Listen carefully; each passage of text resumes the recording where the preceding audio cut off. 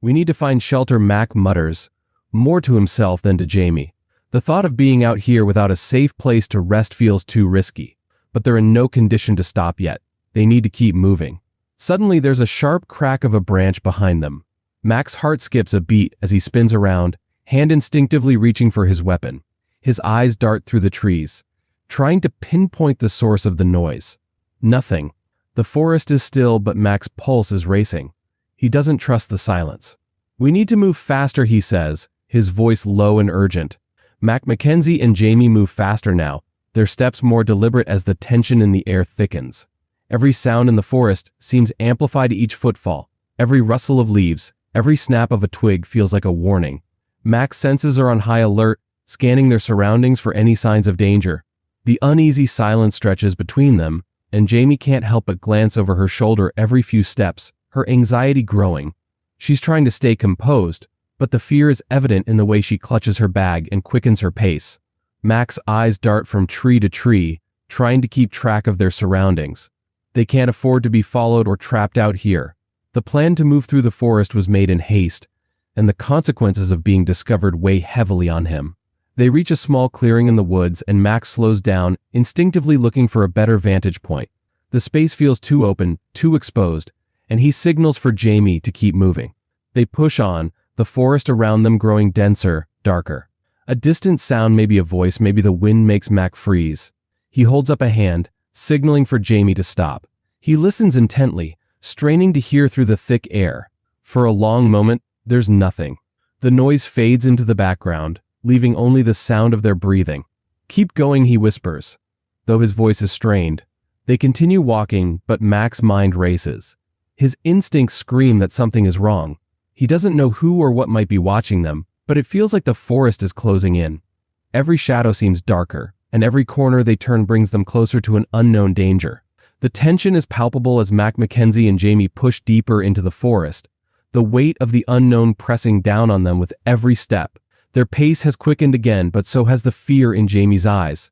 She's not saying anything, but Mac can see it in her posture, the tightness in her shoulders, the way her hands grip her bag, like it's her lifeline.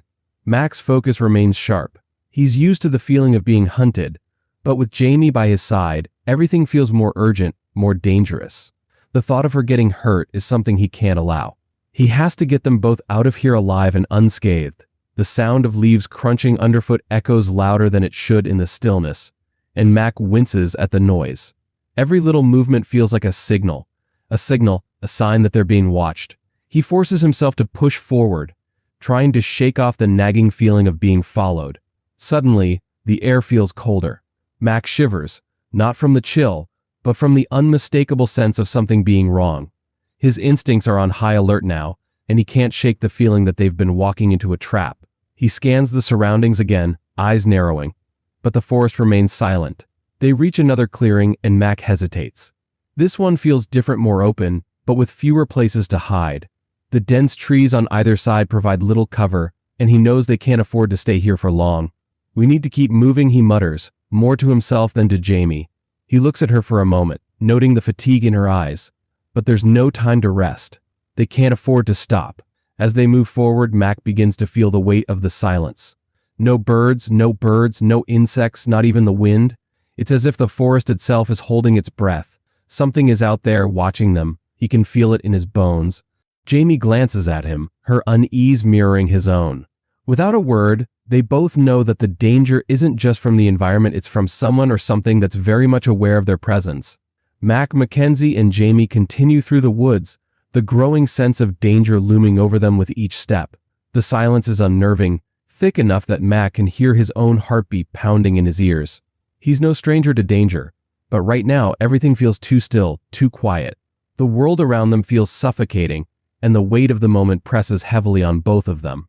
Every few seconds, Mac glances back, his instincts telling him that they're not alone. He can't shake the feeling that someone is out there, following them, waiting for the right moment to strike. But the forest is still, its dense trees offering no clues as to whether they're being pursued. Still, he can't afford to take any chances. Jamie keeps close to him, her movements tense, her eyes darting nervously around. She doesn't speak, but her fear is palpable in the way she clutches the strap of her bag, her body language screaming that she knows something's not right. Mac doesn't want to admit it, but he feels the same way. They're being watched. Suddenly, a branch snaps loudly behind them, and both Mac and Jamie freeze. Mac's hand immediately goes to his side, ready to draw his weapon, but the sound doesn't come again. It's like the forest itself is toying with them, each creak and crack, sending their nerves spiraling. Mac looks at Jamie, her face pale with fear, and he can tell she's struggling to keep it together.